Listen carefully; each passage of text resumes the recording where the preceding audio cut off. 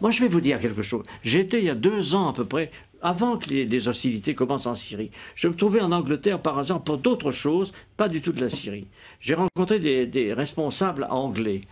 Et quelques-uns qui sont mes amis m'ont avoué, en me sollicitant, qu'il se préparait quelque chose en Syrie. C'était en Angleterre et pas en Amérique. L'Angleterre préparait l'invasion des rebelles en Syrie. Et on m'a même demandé à moi, sous le prétexte que j'étais ancien ministre des Affaires étrangères, si je participerais comme ça. J'ai évidemment dit le contraire. J'ai dit, écoutez, moi, je suis français, ça ne m'intéresse pas. Mais c'est pour dire que cette opération vient de très loin.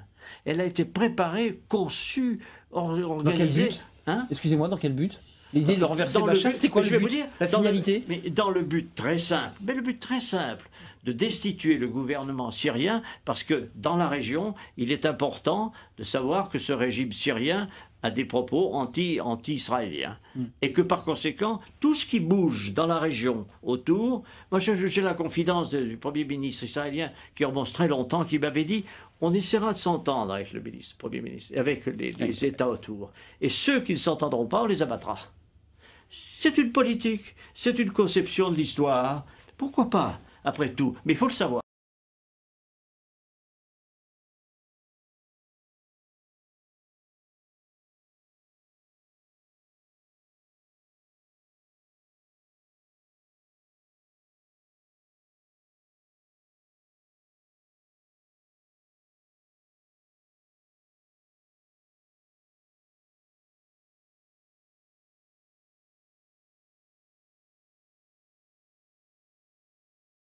Through the Pentagon 10 days after 9/11.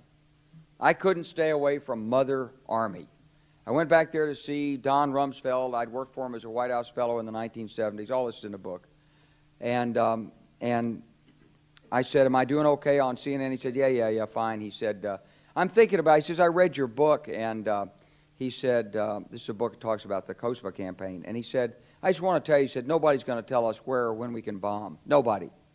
He said, I'm thinking of calling this a floating coalition. What do you think about that? I said, well, sir, thanks for reading my book. And, he said, thanks, that's all the time I've got. Really. And I went downstairs. I was leaving the Pentagon, and an officer from the Joint Staff called me into his office and said, I want you to know, he said, sir, we're going to attack Iraq. And I said, why? He said, we don't know. He said, I said, well, did they tie Saddam to 9/11? He said, no.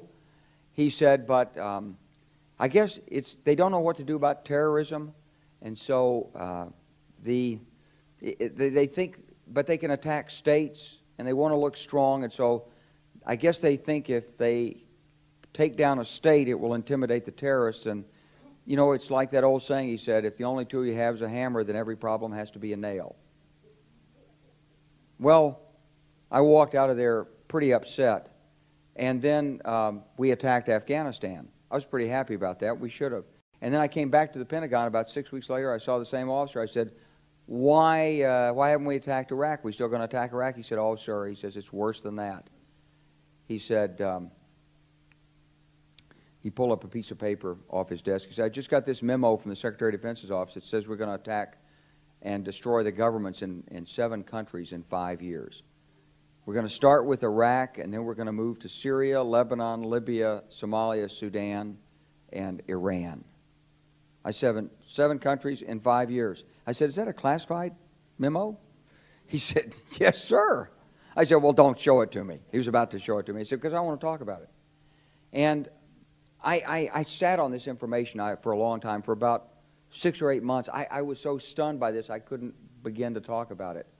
And I couldn't believe it would really be true, but that's actually what happened. These people took control of the policy in the United States.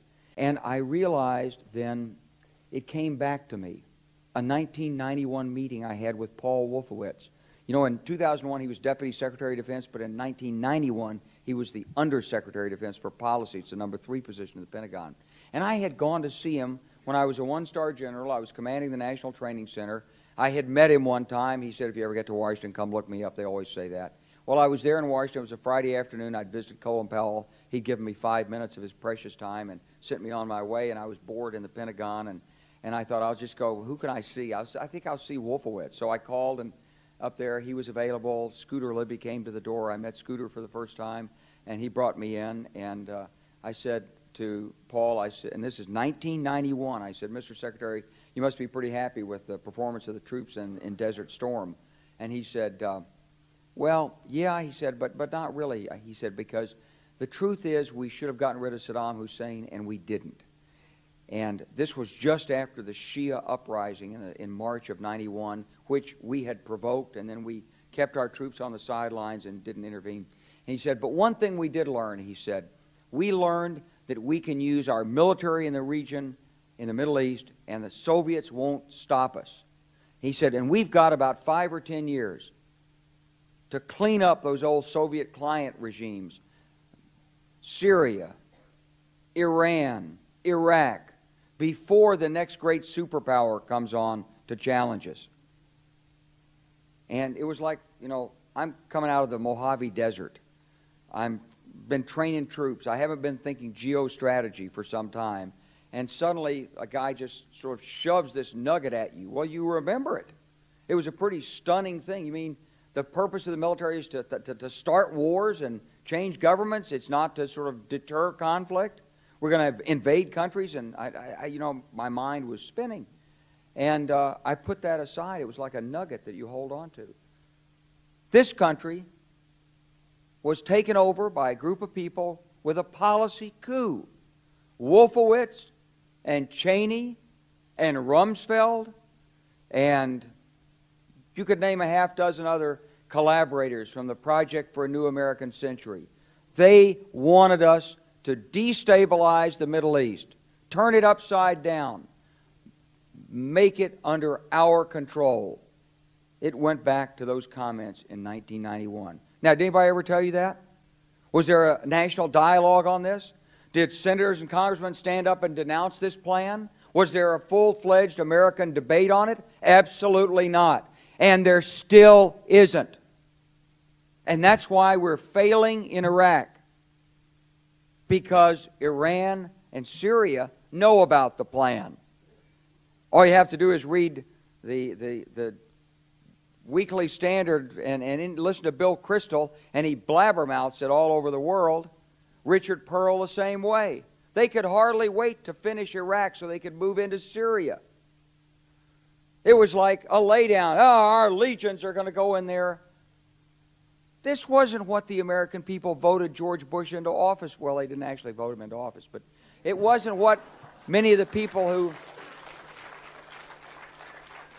It wasn't what he campaigned on. He campaigned on a humble foreign policy, the most arrogant foreign policy in American history. He campaigned on no peacekeeping, no nation building, and here he is with Afghanistan and Iraq. It's astonishing.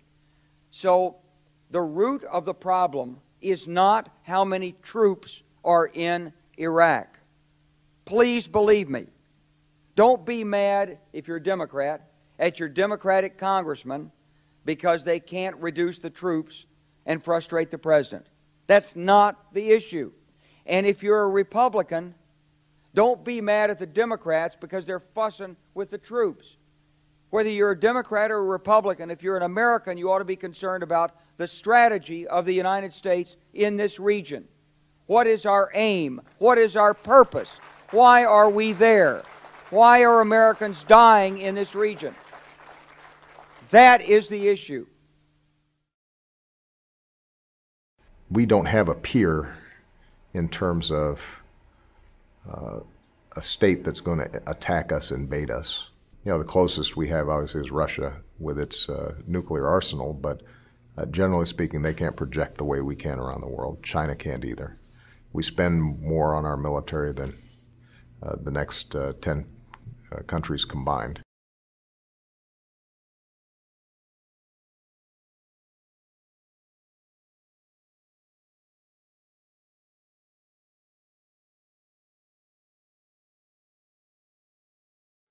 My name is Nick Brand. I'm the Director of Corporate Programs at the Chicago Council on Global Affairs, and thank you all for joining us this evening.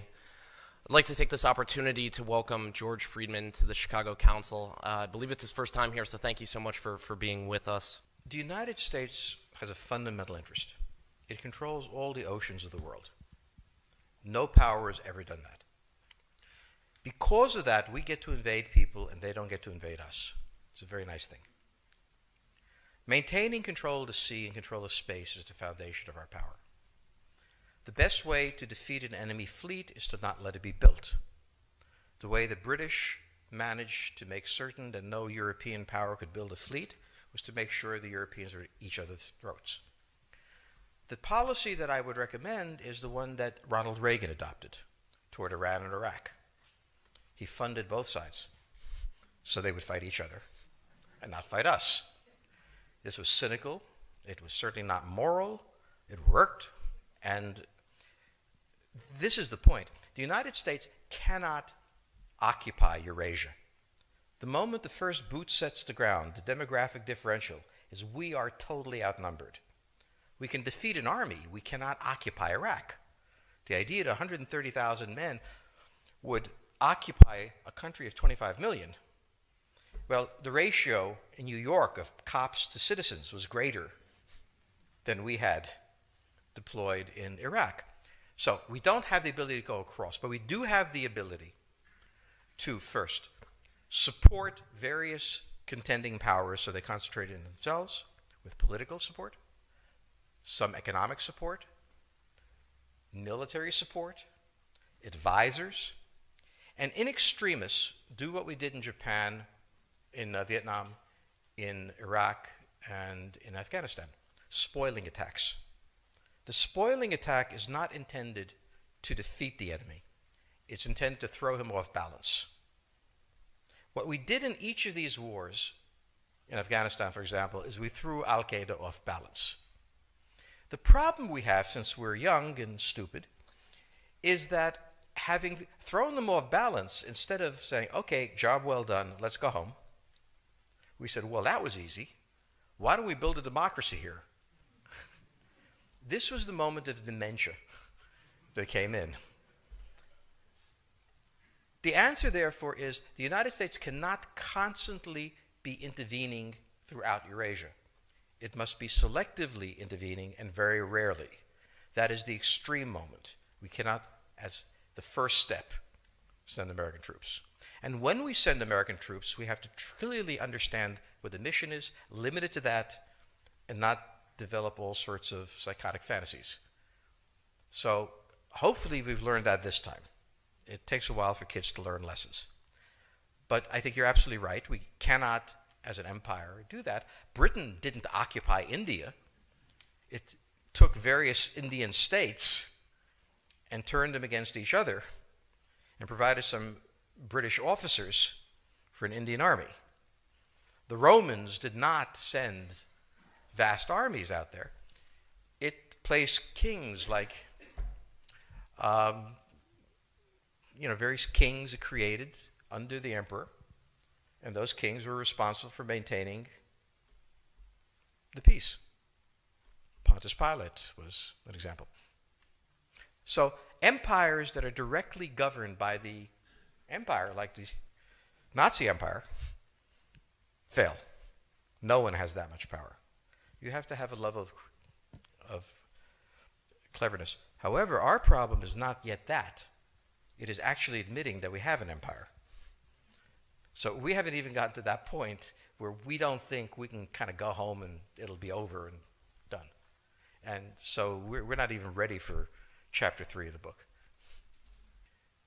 The primordial interest of the United States, over which for a century we have fought wars, the First, Second Cold War, has been the relationship between Germany and Russia, because united they are the only force that could threaten us, and to make sure that that doesn't happen. For the United States, the primordial fear is Russian capital, Russian technology, German technology and German capital, Russian natural resources, Russian manpower, as the only combination that has for centuries scared the hell out of the United States. So how does this play out? Well, the U.S. has already put its cards on the table. It is the line from the Baltics to the Black Sea.